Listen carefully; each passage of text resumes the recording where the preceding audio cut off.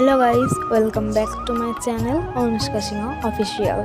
তো আমরা গিয়েছিলাম চড়কে। সেখানে গিয়ে একটু ক্লিপ নিয়েছিলাম।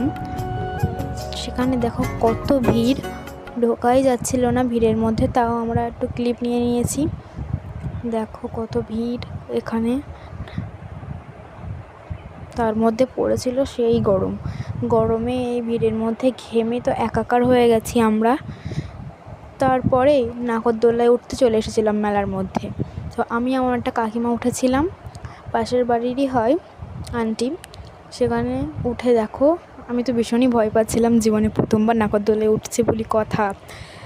তো স্টার্ট হয়ে গেল, দেখো একটু ভয় লাগছিল, খুব একটা ভয় লাগেনি।